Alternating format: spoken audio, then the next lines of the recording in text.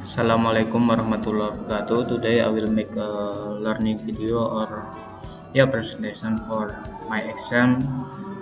Before I start the presentation, I will introduce myself. My name is Jabir Halim Marsono and my nickname is 049. Then this is my presentation OHS or K3 in Indonesia. The first slide is OHS history. I will take it from the PPT that given before.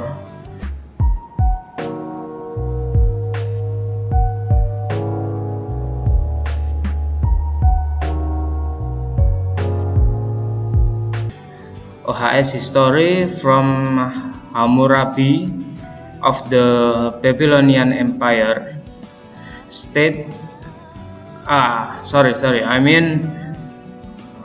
history from King Hammurabi of the Babylonian Empire state in his code. If a builder constructs a house for someone and doesn't complete the work properly, resulting in the house collapsing and causing the death for the owner, then the builder shall be put to death. Purpose of the law. The purpose of this regulation is to emphasize professional responsibility and ensure that construction work is carried out to high standards to prevent damage and hazard that could harm others.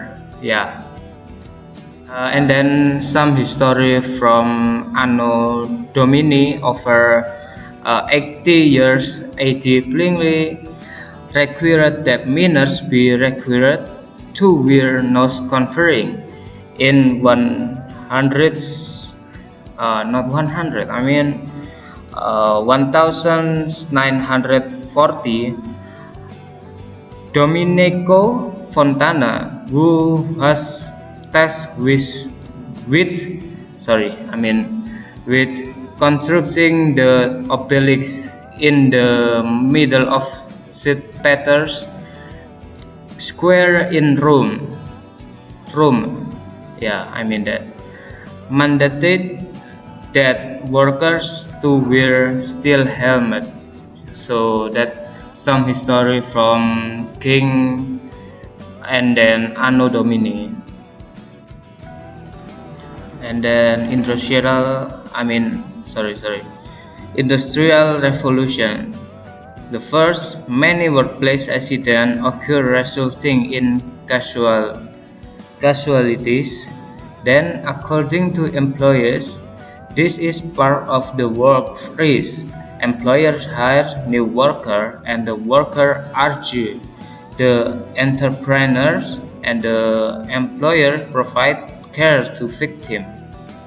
And then development history in 1931, the United States enacted work compensation law. Regardless of whether the accident occurred due to the victim's fault or not, the individual is entitled to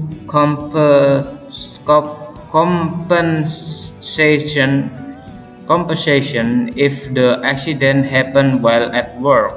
Definition of OHS. There is three definition of OHS. One, etymologically, providing protection efforts aimed at ensuring that workers and other people in the workplace are always safe and healthy, and that every production source is used safely and efficiently. And two, philosophically, concept and real effort to ensure the sustainability of workers and all people in general, along with their works and culture in an effort to achieve justice, prosperity, and welfare. And the last one is scientifically, a branch of science and application that studies way to prevent accident in the workplace. And then, right. So OHS development history from England, it must be proven that the accident was not caused by the victim fault.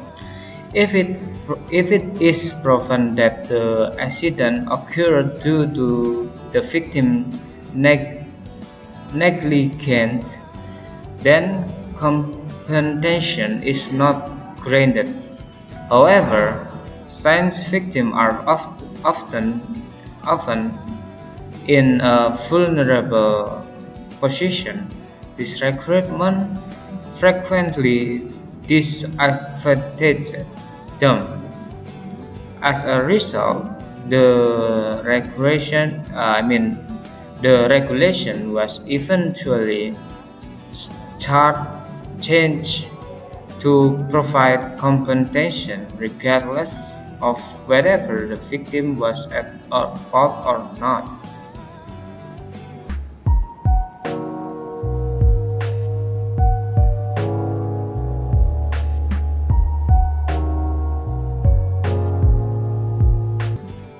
And then the slide 2 is OHS regulation from law, government, and something else. The first, law. Law is the highest legislation in Indonesia.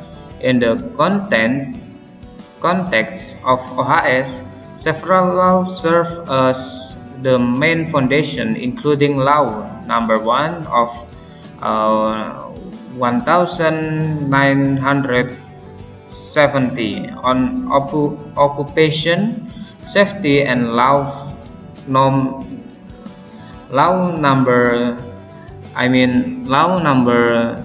13 of 2003 on manpower.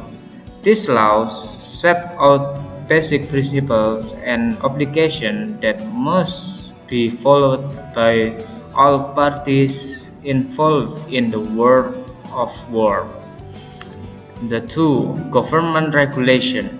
Government regulation are more detailed regulations that govern the implementation of the provisions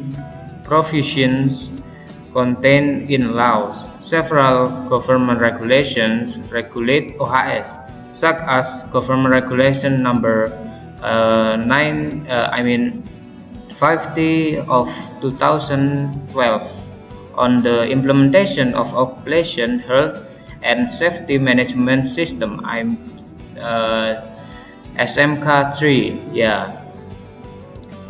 and Government Regulation Number 21 of 2013 and occupational health and safety trainer. And the third is ministerial regulation and head of agency regulation. Besides government regulation, there are also regulations issued by ministers or head of agency related to OHS, such as Minister of Manpower Regulation Number 5 of 2018 on produce for occupation health and safety inspection. And then the last one is regional regulation. Regional government also have the authority to issue regulation related to OHS according to the to the needs and characteristic of its regulation. Yeah, this some law of OHS. Pasal 5, I mean Pasal 5, 20 and 27, and some law in here. It's many law. Yeah. An objective for OHS is workers have the right to perceive protection for safety in their work. Other people in the workplace need to be guaranteed safety. Production source can be used safely and efficiently. And this is some law legal basic legal basis of OHS. Law number 1 of 1970 on occupational safety is indeed the main legal basis governing occupational health and safety in Indonesia. This law play a crucial role in establishing the basic principle and general provision that must be adhered to by all parties involved in the working world. The following are some important points regulated in Law number 1 of 1970 on occupational safety is general provisions. This law regulated various aspects related to OHS, starting from important definition. The responsibilities of the government employer responsibilities, worker right and obligation, to the procedures for law enforcement in case of OHS violation. Basic principle. This law establishes basic principles that must be followed in implementing OHS in the workplace. These principles include the principle of accident prevention and work-related illness. The principle of safe and healthy work environment arrangement, the principle of responsibility, and the principle of cooperation between the government, employers, and worker. And employer's responsibility. This law stipulates that employers have the responsibility to create a safe and healthy work environment for workers. They must take various preventive measures, such as providing protection to workers, providing safe work equipment, conducting OHS training, and regularly implementing OHS program. Workers' rights and obligation. This law also regulates the right and obligation for workers related to OHS. Workers have the right to work in a safe and healthy environment, and to be protected from the risk of work-related accident and illnesses. In addition, they also have the obligation to comply with applicable OHS regulation and participate in OHS prevention effort in the workplace. Yeah.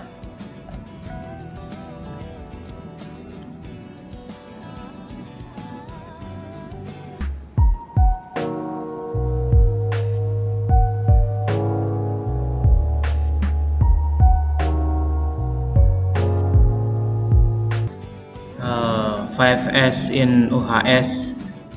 So the definition of 5S is a process and method for creating and maintaining a high performance workplace that is neat, clean and safe. 5S make everyone able to distinguish between normal and abnormal condition at a place.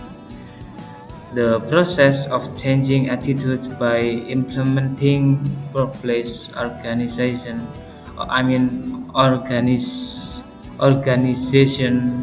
and cleanliness. 5S is the basic of systematic for I mean 5S is the basic for systematic and continuous improve, improvement for zero defect, cost reduction, and safe work areas. So the involvement of all employees and the commitment of top management. And then 5R helps employers to know what to do and what to do.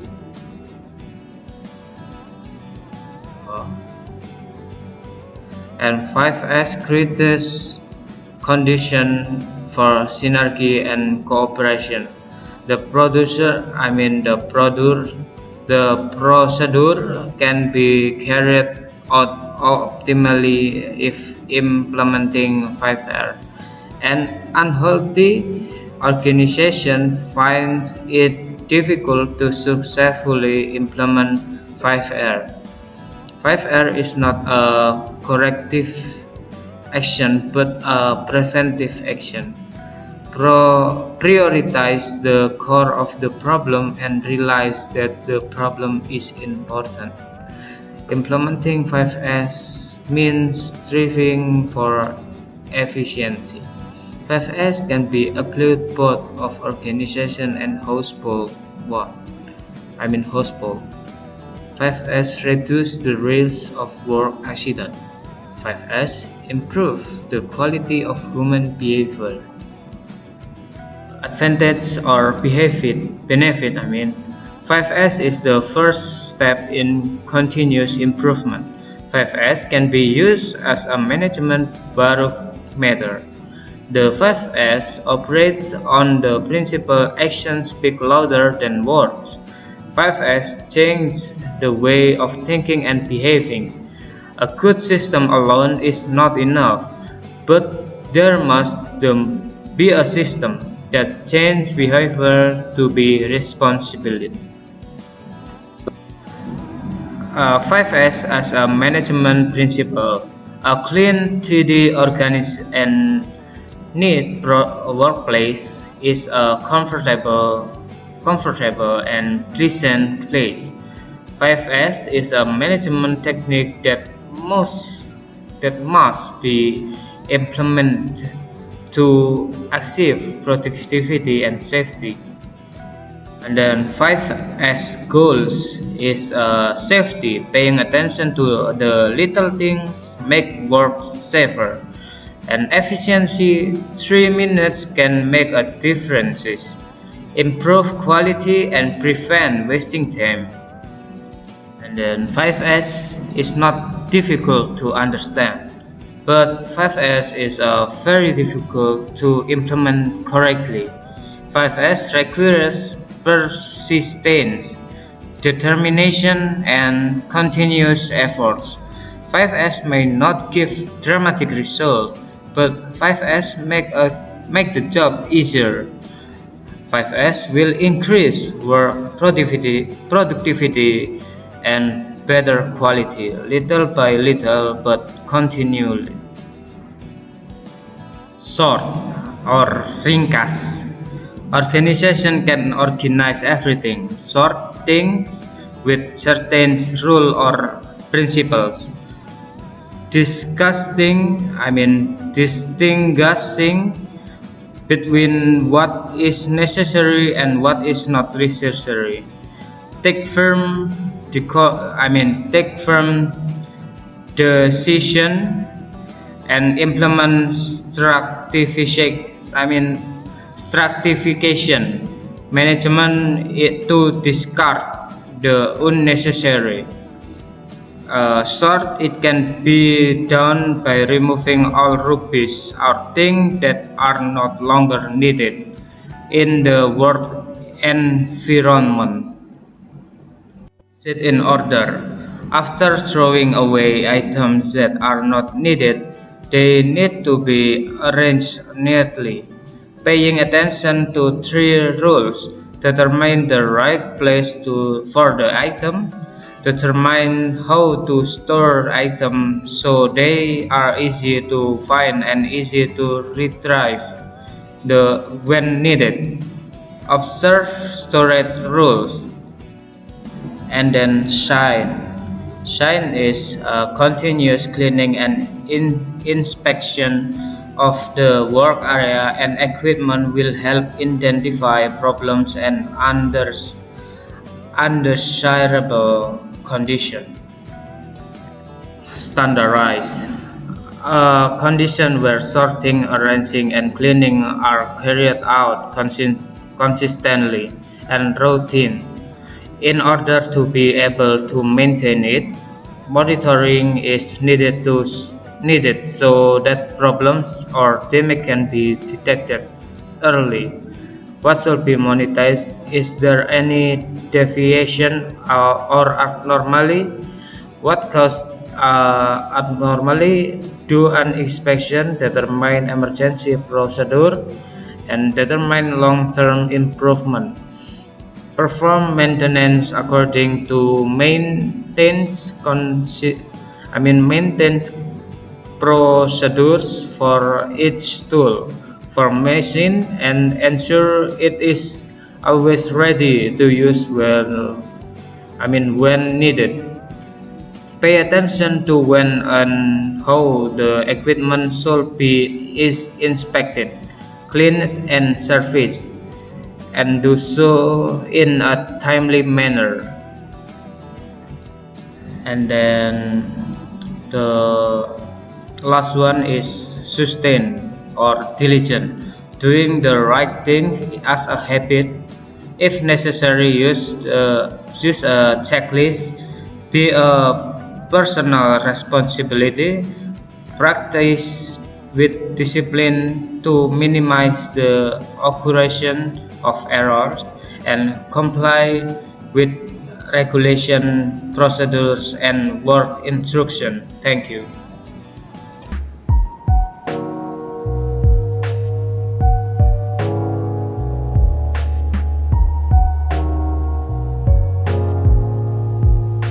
So, a hazard is a source or situation with the potential of cause injury or illness. A risk is the combination of the likelihood of an event occurring related to severe injury or illness and the exposure of a person or equipment to a hazard. In other words, a hazard represents the inherent inherent nature of a process that can harm individuals, while risk refers to the likelihood of that harm occurring and the severity of the consequences.